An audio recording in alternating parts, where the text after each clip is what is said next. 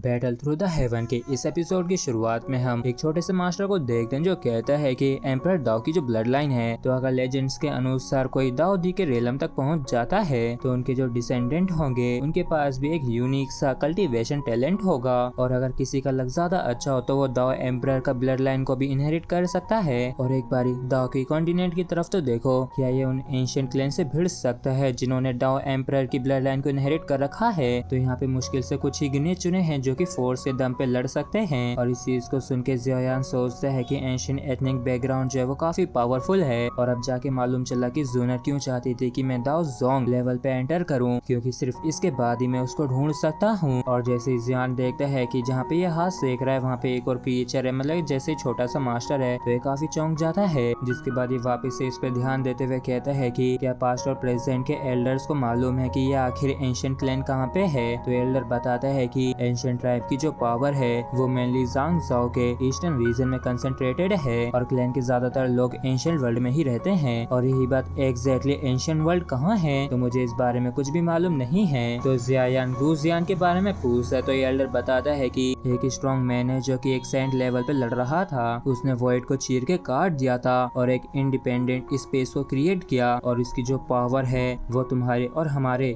सोच से कहीं ज्यादा परे है। और वो जो एंशिएंट स्वॉर्ड है उन्हें पास्ट डायनेस्टीज की एंशिएंट वॉरियर्स के द्वारा बनाया गया था, और रीइंफोर्समेंट और एक्सपेंशन के अनगिनत सालों बाद उसका एरिया काफी ज्यादा बढ़ गया। तो ज़ियायान सोचता है कि टीचर को बचाने के बाद वहाँ पे जाना पड़ेगा। तो एल्डर बताता है कि इसे इतना ही मालूम है। और इस सीनियर को थोड़ी देर पकाने के बाद ज़ियायान कहता है कि सीनियर जिंक्सी की बॉडी के अंदर जो फायर पॉइजन है उसे हटा दिया है, तो अब बस इन्हें अपना अच्छा ख्याल रखने की ही जरूरत है। और तभी सीनियर जिंक्सी जो होते हैं बाहर आते हुए इसका शुक्रिया अदा करते हैं, और फिर ये दोनों ही एक दूसरे को ग्रीट करते हैं। और जिंक्सी कहता है कि अब जब सब कुछ रिसॉल्व हो गया है और मैं जानना चाहता हूँ कि आगे आप क्या करना चाहते हैं। तो ज़ियायान बताता है कि मैं सी फांग पवेलियन कॉन्फ्रेंस में जा रहा हूँ। तो जिंक्सी कहता है कि ये जो सी फांग पवेलियन कॉन्फ्रेंस है इसे फेंगले पवेलियन के द्वारा ऑर्गेनाइज किया जा रहा है, इसलिए लिटिल ब्रदर ज़ियोयान आप थोड़े ज्यादा केयरफुल रहना। और ये छोटा वाला कहता है कि वैसे फेंग क्विंगर की जो खूनी बातें वो हो गई होंगी और दो जोंग की भी स्ट्रेंथ हासिल कर लिया होगा, लेकिन अगर सीफांग कॉन्फ्रेंस को जीतना है तो ज़ियायान कहता है कि दोनों सीनियर्स आपको चिंता करने की जरूरत नहीं है, मैं जानता हूँ कि मैं क्या कर रहा हूँ। और फिर हम देखते हैं कि ज़ियायान वाकई में काफी तेजी में काफी दूर आ गया होता है, और दो जोंग की इतनी ज्यादा स्पीड को देख के ये खुद भी हैरान होता है, और ये कहता है कि गुई को इसकी आदत नहीं होगी कि आखिर ये इतना ज्यादा तेज कैसे हो सकता है। और मैं अब तियानमू माउंटेन को भी निकल आया हूँ, लेकिन अब भी फेंगलेन डोंगे जो है अब भी काफी दूर है, इसलिए मुझे कॉन्फ्रेंस के खत्म होने से पहले वहाँ पे पहुँचना ही होगा। और फिर ज़ियायान काफी तेजी में आगे बढ़ने लगता है और कुछ ही समय में वहाँ पे पहुँच भी जाता है, और ये यहाँ की इतनी भव्य पावर को देख के काफी हैरान होता है। और ये जो 4 स्क्वायर कॉन्फ्रेंस है इसने वाकई में काफी लोगों को अट्रैक्ट किया है, और फिर ये भेस बदल के लोगों के बीच में आ जाता है, और इन सभी को ऑब्जर्व करने के बाद ये कहता है कि ये लोग स्ट्रेंथ के मामले में कमजोर नहीं हैं, और मैंने नहीं सोचा था कि मैं यहाँ पे आ पाऊंगा और फेंग क्विंगर के अलावा 2 एल्डर से भी मिल पाऊंगा, लेकिन अगर उन्होंने मुझे यहाँ पे पहचान लिया तो मुझे डर है कि मैं दोबारा से फेंगशन सिटी को नहीं देख पाऊंगा। और तभी हम देखते हैं कि यहाँ पे 2 जनों के बीच में कंपटीशन चल रहा होता है, जिसमें जो पावरफुल बंदा होता है बड़ी आसानी से अपने अपोनेंट को बाहर फेंक देता है, और सभी लोग इसके हारने पे डिसअपॉइंट भी होते हैं। और ये जो जीतने वाला पर्सन होता है ये कहता है कि जो कोई भी मेरी 5 ट्रिक्स को झेल पाएगा तो इस तरीके से वो कंपटीशन में जा पाएगा, लेकिन अगर गेम को देखने के लिए ही आए हो तो जाके बाजू वाले माउंटेन पे चढ़ो। और ज़ियायान सोचता है कि इस ट्रिप का सिर्फ पर्पस विन को ढूंढना है, इसलिए मुझे लो प्रोफाइल ही रहना होगा जिससे कि मेरी आइडेंटिटी रिवील ना हो।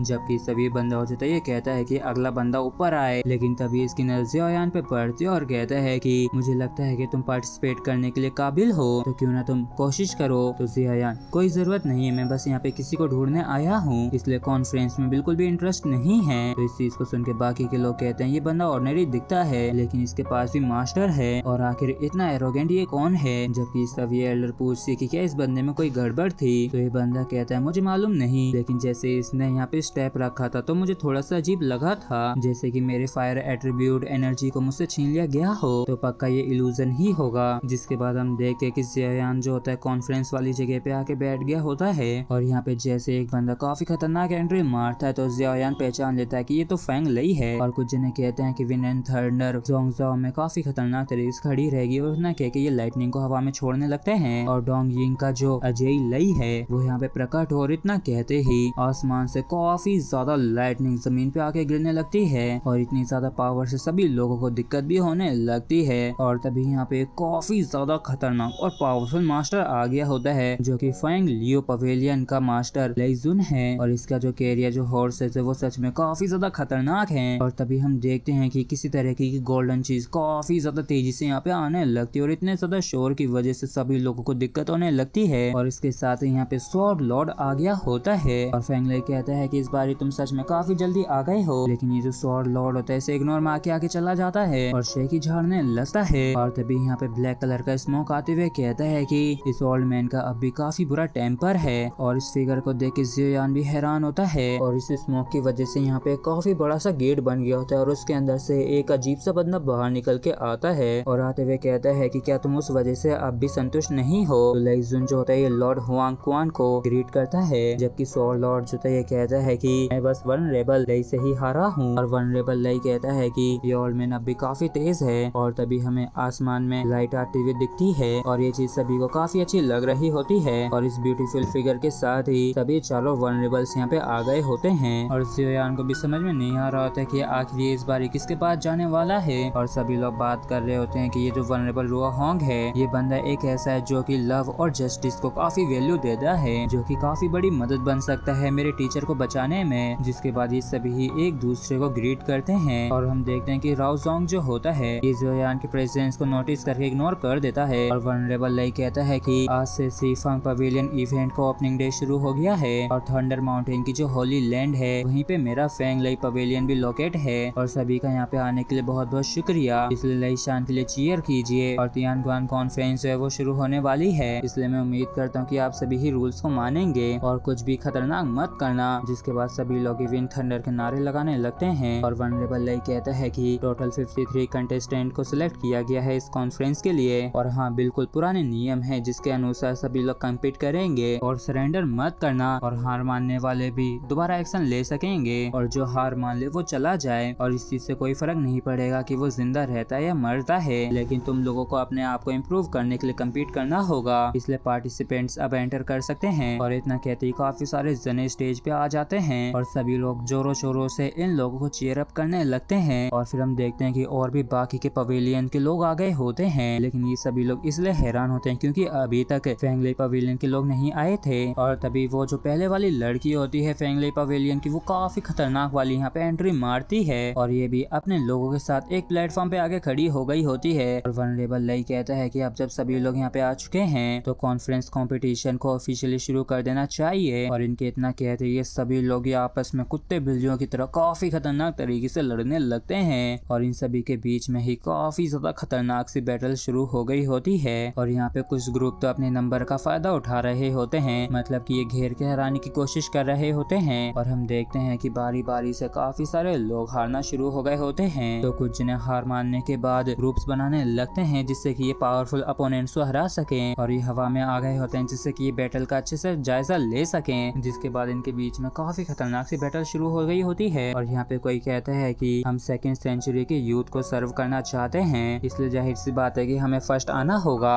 और अगर तुम्हें जीतना है तो तुम लोगों को सबसे पहले वांग जियान से पूछना पड़ेगा। और फिर ये लोग मजाक उड़ाते हुए कहते हैं कि किंग पवेलियन तो अभी तक कुछ भी नहीं बोला है जबकि वांग जियान के लोग कह रहे थे आखिर तुम लोग क्या कर रहे हो उन्हें पीटो। और फिर हम देखते हैं कि कुछ जने एक साथ कोऑपरेट करके काफी खतरनाक सा अटैक करते हैं लेकिन अपोनेंट गायब हो जाता है जबकि सिर्फ एक पेड़ के ऊपर ये शेडो वाले इकट्ठे हो गए होते हैं और इनका जो लीडर होता है किसी तरीके की इशारा करता है कि किसी को पेलना है जिसके बाद ये लोग एक जने को टारगेट करके आसानी से हरा देते हैं। और ये जो शेडो वाला का लीडर होता है ये कहता है कि इन छोटे मोटे खिलाड़ियों को मारने से कुछ भी नहीं मिलेगा क्योंकि जिसमें दम है वो अभी पीछे खड़ा है। और जैसे ये यहाँ से जाने लगता है तो कुछ जने सब पीछा करने लगते हैं और इस मौके को देख के शेडो बंदे के जो बाकी के लोग होते हैं इस लड़की के ऊपर एक साथ एम्बुश कर देते हैं तो ये लड़की आराम से इन सभी को डॉज करके इन सभी को मार रही होती है। और जैसे एक बंदा पीछे से खतरनाक तरीके से अटैक करता तो ये लड़की बड़े आराम से उसको भी उड़ा देती है और ये कहती है कि तुम लोग इतने काबिल नहीं हो कि मेरे को रोक सको। जबकि शेडो वाला कहता है कि मैं इसकी स्ट्रेंथ को बिल्कुल भी नहीं देख पा रहा हूँ। और ये जो ओल्ड मैन होता है ये कहता है कि लगता है कि इस डिसिपल को खुद वनरेबल लेई ने ट्रेन किया है जो कि सच में अनयूजुअल है। जबकि ये जो यंग मैन होता है ये कहता है कि फेंग लेई पवेलियन सच में काफी छुपा रिस्तम है और ये कॉन्फ्रेंस तब करवाई गई जब फेंग लेई पवेलियन के पास सबसे बेस्ट चांस था जीतने का। तो ये लोग कहते हैं कि आखिर ये क्या तुम बेतुकी की बातें बोल रहे हो, लेकिन जो भी हो बहुत बहुत शुक्रिया। और ये जो फीमेल डिसिपल है मेरी, ये कोई मॉर्टल नहीं है, और अगर हम तियान लुन ब्लड लाइन की पावर का इस्तेमाल करते हैं तो ये भी यंग जनरेशन की एक लीडर हो सकती है। जबकि ये जो शेडो वाला बंदा होता है ये सोचता है कि वांग चेन जो है इन बाकियों की जितना स्ट्रॉन्ग नहीं है, और ऐसे दिखता है कि इंपीरियल की जो पावर वो इस बारी वापस इस कॉन्फ्रेंस के अंदर सबसे कम रहेगी। जबकि ज़ियान सोचता है कि ये सच में सबसे इम्पोर्टेंट बंदा कहलाने के काबिल है, और ये लोग सच में काफी यंग और पावरफुल वॉरियर्स हैं, और शायद इसी वजह से सीफांग कॉन्फ्रेंस ने इतने सारे लोगों को अट्रैक्ट किया है। लेकिन आखिर क्यों ये बंदा यहाँ पे है? और हम देखते हैं कि ज़ियान का एक फ्रेंड जो होता है वो भी यहाँ पे ही होता है, और वाकई में इससे मिले हुए काफी लंबा समय हो गया है, लेकिन ये भी काफी लेवल अप कर चुका है। तो ऐसा दिखता है कि इतने सालों में इसको भी काफी सारी अपॉर्चुनिटीज मिली हैं, और वाकई में इस बंदे की जो मूवमेंट स्किल से काफी बढ़िया हो गई हैं। लेकिन आखिर ये इन सभी के बीच में कैसे फंस गया, और अब भी ये इन सभी के बीच में डट के खड़ा है। और तभी हम देखते हैं कि शेडो वाले जो होते हैं इस बंदे के ऊपर मिलके अटैक कर देते हैं, और ज़ियान सोचता है कि क्या ये यहाँ पे मरना चाहता है। और हम देखते हैं कि ये जो वांग होता है वाकई में काफी खतरनाक तरीके से इन सभी के अटैक से डॉज कर रहा होता है। लेकिन शेडो टीम का जो लीडर होता है वो यहाँ पे छिप रखा होता है और अटैक करने का इंतजार कर रहा होता है। इस चीज को ज़ियान भी नोटिस कर लेता है, और जैसे शैन के ऊपर ये बंदा जानलेवा अटैक कर देता है तो सभी लोगों के होश उड़ जाते हैं, और वाकई में ये काफी बुरी तरीके से शैन को इंजर्ड कर देता है। और ये जो बंदा होता है आगे आते हुए कहता है अगर तुम हार नहीं मानोगे तो फिर मुझे तुम्हें हार मानने के लिए मजबूर करना पड़ेगा,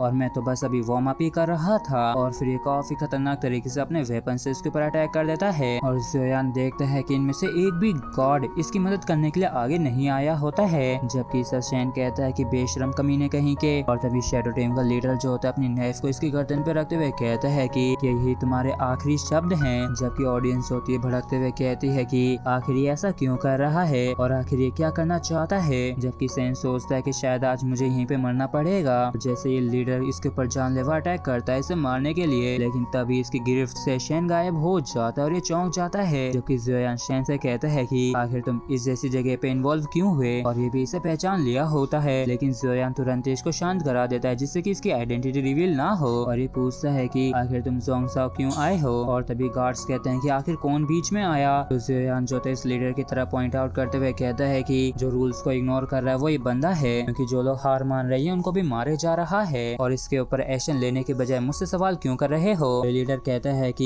ये चीज तो लूजर के लक पे ही डिपेंड करती है, और यहाँ पे सिर्फ एक ही नियम है कि अपोनेंट को मार दिया जाए। तो ज़ियान कहता है कि ऐसा दिखता है कि हुआंग क्वांग पवेलियन के जो लोग इतने ज्यादा गिरे हुए हैं, और तुम भी अच्छे से जानते हो कि अगर सच में तुमसे फाइट होती किसी की तो तुम अभी तक टिक भी नहीं पाते। बात बस इतनी सी है कि तुम शुरू से लेके अब तक स्नीक अटैक्स ही कर रहे हो। तो ये जो लीडर होता है ये कहता है कि आखिर तुम ये क्या बेकार सी बकवास कर रहे हो, और आखिर तुम कौन हो। और ज़ियान की इन बातों को सुन के कुछ जने कहते हैं कि इस बच्चे को अपनी जिंदगी प्यारी नहीं है जो ये हांग क्वांग पवेलियन को नाराज कर रहा है। जबकि ये लड़की कहती है कि ये बंदा जाना पहचाना सा लग रहा है। जबकि हांग क्वांग पवेलियन का जो लीडर होता है मतलब मास्टर होता है ये कहता है कि आखिर तुम किसके डिसिपल हो जो तुम हांग क्वांग पवेलियन से भिड़ रहे हो, और जूनियर तुम ऐसे ही किसी के ऊपर कमेंट नहीं कर सकते हो। जबकि मास्टर सोचता है कि यहाँ तक कि वैसे मैं इसकी स्ट्रेंथ को नहीं देख सकता हूँ, लेकिन तब भी काफी पावरफुल महसूस हो रहा है, और ये बंदा वाकई में काफी अजीब है। ज़ियान जो इसे रिस्पेक्ट देते हुए कहता है कि मेरे फ्रेंड ने वो कहने से पहले ही हार मान लिया था, लेकिन तब भी इसका जो अपोनेंट था इसे मारना चाहता था, और इस तरीके से हारे के ऊपर अटैक ना करने वाले रूल को इसने तोड़ दिया है। तो ये जो मास्टर होता है ये कहता है कि लॉर्ड लई जल्दी से जल्दी आप इस प्रॉब्लम को सॉल्व कर दीजिए जिससे कि ये कॉन्फ्रेंस बैटल और ज्यादा डिले ना हो। तो लॉर्ड लई कहते हैं कि आखिर तुम दोनों को इस मैटर पे क्या लगता है, और अगर रूल्स को फॉलो किया जाए तो कॉलिजन कॉन्फ्रेंस को डिस्टर्ब करने के लिए इसे 50 टाइम्स थंडर रॉड की सजा देनी चाहिए, और इस थंडर माउंटेन से खदेड़ के बाहर कर देना चाहिए। तो जो यंग वाला मास्टर होता है ये कहता है कि इसमें इसकी कोई गलती नहीं है, और रिवार्ड्स और पनिशमेंट को लेके अभी कुछ नहीं बोल सकते हैं, और क्या तुम इस तरीके से वल्नरेबल लई की रेपुटेशन को खराब करने की कोशिश कर रहे हो। तो इसे दूसरा मास्टर सपोर्ट करता है और कहता है कि अभी बेहतर यही होगा कि सभी लोग एक स्टेप पीछे हट जाएं और इस पर्सन को अपने दोस्त के साथ जाने दें जबकि कॉन्फ्रेंस जारी रहेगी। तो ये जो शेडो मास्टर होता है ये कहता है कि अब जब तुम्हारा इंपीरियल पावर पवेलियन के एक्शंस पे ये ओपिनियन है, इसलिए चलो लड़के मैं तुम्हें एक मौका देता हूँ जिसमें मैं तुम्हें वांग चेन से कम्पीट करने दूंगा, और अगर तुम जीत जाते हो तो कैसा रहेगा कि तुम अपने फ्रेंड को लेके यहाँ से सेफली चले जाओ। और इससे ज़ियान भी समझ जाता है कि इसने दाओ जुन की बात का कोई भी भाव नहीं दिया, जबकि किंग जाओ का मिनिस्टर काफी ताकतवर है। और ये लीडर कहता है कि अगर तुम में भिड़ने की हिम्मत नहीं है तो 3 बार ये झुक के जियासी से माफी मांगो और मुझे अपना टीचर बनाओ, और ये मैटर यहीं पे खत्म हो जाएगा, नहीं तो आज तुम जिंदा नहीं जा पाओगे।